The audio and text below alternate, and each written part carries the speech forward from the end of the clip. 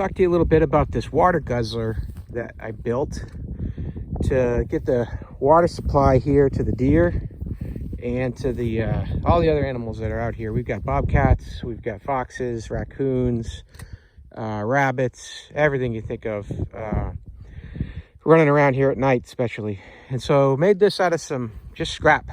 All it's out of scrap, and I made it so it'll last without having to do any maintenance for years.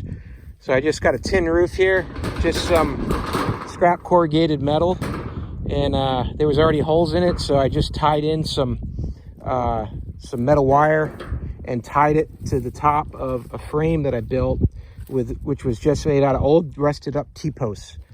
So made a very I'm a terrible welder, but made a real basic frame here and just welded these T-posts together, and then just use that metal wire just to tie down the roof, so the roof won't go anywhere even if it's hitting a really bad windstorm.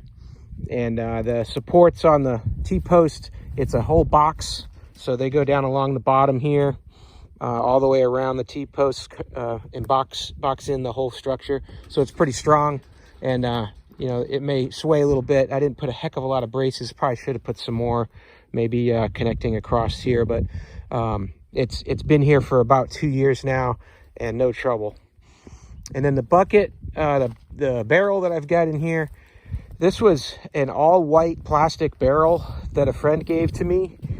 He has a ranch about an hour from here, and he came across a few of these. I think they had vegetable oil or something in them.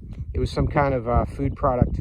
And these have fittings on the top that are very easy to get at Home Depot, so you can connect up your PVC. So at the bottom, got a hose fitting on there, and that hose comes around, and it's just an old scrap piece of hose. Like I said, everything here, I didn't buy anything to make this rig. Comes down all the way around, and then you land down here at the water source. And right now it's looking a little dry. I think somebody's been kicking it here because my valve moved. So this rock looks like it got under here.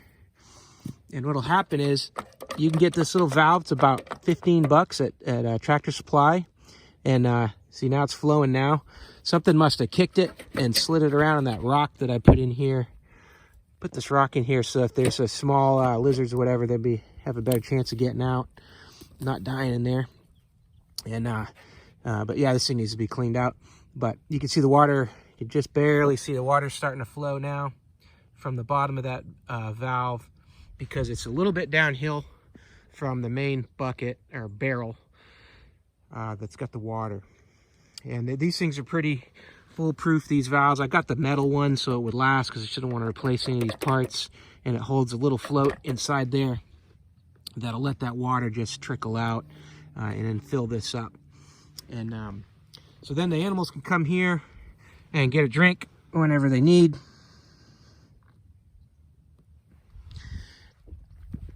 And it refills using this gutter. So this is an actually old piece of gutter, and I just kind of gooped up an end on it to close it off, because it was just a piece that I cut, a leftover piece.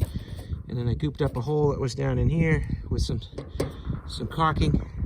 And then I just put this is a real sink drain. It's just leftover parts that were at the house. So water hits the roof, rolls down into the gutter, goes into that pipe, PVC. PVC fills the barrel. And I left this side of the barrel white. I painted the rest of it brown to help keep the algae down inside. I was told that as much light as you can block going in there might help the algae slow down. And you can barely see that dark spot at the bottom. That's where my fill is. So right now, haven't had a lot of rain.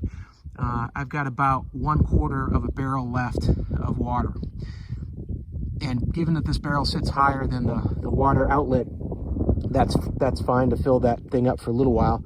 But I need a rain here to replenish that bucket, that barrel. Why do I keep saying bucket? But yeah, it works great. I haven't had to do any maintenance on this thing, and I didn't even have to fill it, because when I first deployed it, we had rain within a week, and it filled it right to the top. And that's been a godsend ever since, because I haven't had to do anything to it. And I keep a deer camera pointing at the water so I can see what's going on in here. that'll be another video I'll do on how I built this contraption. But this is a deer camera that doesn't need any maintenance either, and it just it has a battery source that's recharged by solar, so it runs forever. So as long as you got a good big memory card in there, it'll keep taking pictures, and I don't have to deal with 8 AA batteries burning through every month. Just getting so annoying. So go back here and check the water source. Yeah, look, it's already filling up quite a bit now, halfway up the rock. So this is definitely a good thing to do, especially if you're out in the country where there's not a lot of water for the animals. You will keep a crowd here, and this camera is a good way to validate that. The all kinds of different animals that you have here. I've seen hogs. I've seen a whole crowd of hogs around this water source. I've seen real cool looking bobcats and other things. So highly recommend it. So if you've got scrap pieces, which you do, and you've got basic skills with a flex core welder that you can buy for a couple $100 at Harbor Freight, you could easily build this thing, and you can easily teach yourself how to weld and do it even in a crude way like I did. It works because that weld becomes stronger than the metal itself, and you can just see here that this thing's just not going anywhere. And I didn't want to use any wood or anything that would rot out too bad with the sun, because the sun, the UV just kills everything down here in Texas. And hopefully, I think the only thing I'll have to probably replace in time will be that rubber hose. Will probably just rot out, and that'd probably be it, as long as this barrel stays in good shape. I just put some old masonry block around 3 sides of it here so it doesn't roll around, but it's just laying on its side. I didn't have to do anything fancy. You can see these rigs that they make with a really nice structure, and they put the barrel up off the ground, and they do a lot of work so that they can get it to have water pressure. All you gotta do is just put your outlet just downhill. Just has to be downhill 6 inches or so, and it'll be fine. And I've seen these things selling for $800, $1,000, and there's no need for it. I mean, you've got enough stuff around. If you look on Craigslist, you'll find one of these barrels, no problem, easily, for probably $20, $25 if you don't have a friend that has one, and like I did. But highly recommend it. It's a very easy thing to do. If you've got a wildlife exemption or an ag exemption on your property, this kind of equipment is really helpful because it helps justify your exemption, and it helps with your wildlife, keeping them growing and healthy, and it definitely does what it's intended to do. So I hope that helps. And like I said, next video I'll do one on this camera setup here that I did.